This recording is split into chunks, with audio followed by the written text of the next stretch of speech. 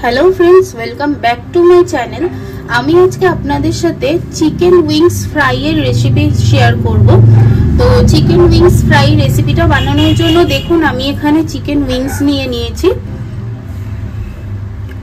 আমি chicken wings গুলো কিন্তু আগে থেকে ভালো করে ধুয়ে রেখেছিলাম। এরপর আমি এগুলোকে ম্যারিনেট করে নেব।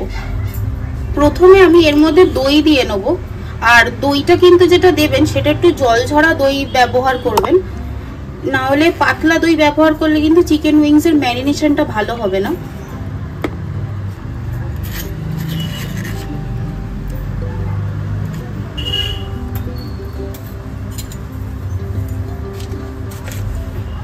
এরপর আমি এর মধ্যে পরিমাণ মতো কর্নফ্লাওয়ার দিয়ে নেব।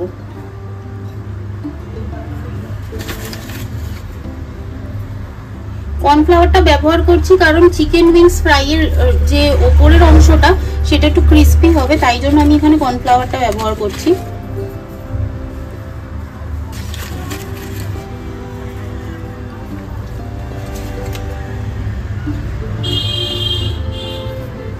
এরপর আমি এর মধ্যে পরিমাণ মতো বেসন দিয়ে নেব।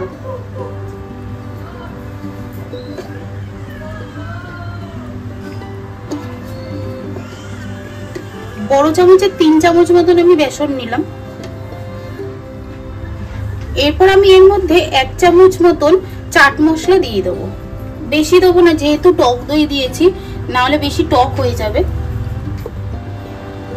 এরপর আমি এর মধ্যে ঝাল লঙ্কার গুঁড়ো দিয়ে নেবো। আপনারা যে যতটা ঝাল পছন্দ করেন ততটা দেবেন।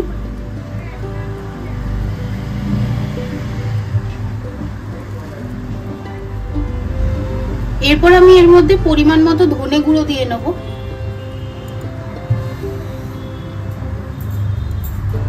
আর পরিমাণ মতো ভাজা জিরে গুঁড়ো দিয়ে নেব।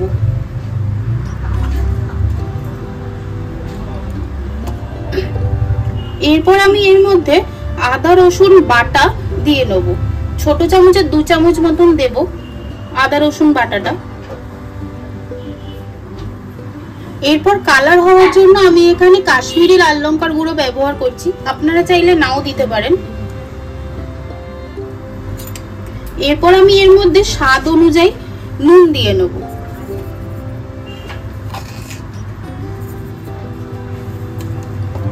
এরপর সবকটাকে আমি ভালো করে মাখিয়ে নেব।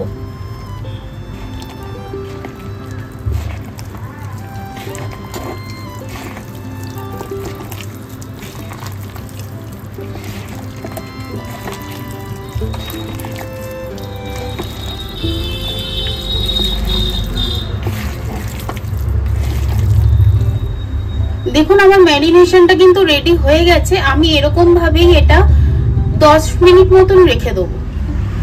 দেখুন আমি এখানে একটা কড়া নিয়ে নিয়েছি আর গ্যাসের ওভেনটাও আমি জ্বালিয়ে নিয়েছি।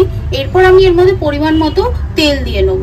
আর আমি এখানে রিফাইন্ড অয়েল ব্যবহার করছি, আপনারাও রিফাইন্ড অয়েল ব্যবহার করবেন। এবার তেলটা আমি একটুখানি গরম করে নেবো বেশি করে। দেখুন তেলটা কিন্তু গরম হয়ে গেছে। এরপর আমি গ্যাসের ফ্লেমটা লো করে দেবো একদম।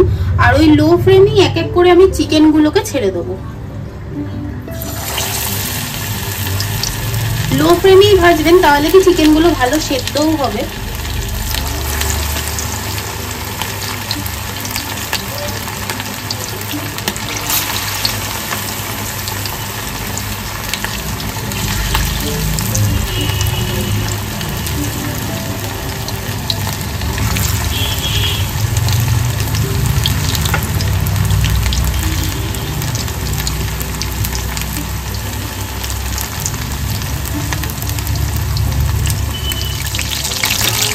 দেখুন আমি এই চিকেন গুলো কিন্তু লাল লাল করে ভেজে নিয়েছি। এরপর আমি এগুলোকে তুলে নেব।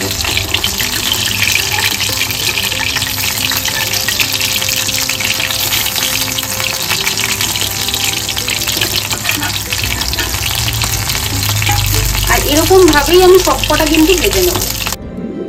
দেখুন আমার চিকেন উইংস গুলো কিন্তু রেডি হয়ে গেছে। আপনাদের যদি এই রেসিপিটা ভালো লেগে থাকে তাহলে প্লিজ আমার চ্যানেলটা সাবস্ক্রাইব করে দেবেন, একটা লাইক করে দেবেন আর কমেন্ট করে জানাবেন যে রেসিপিটা কেমন লেগেছে।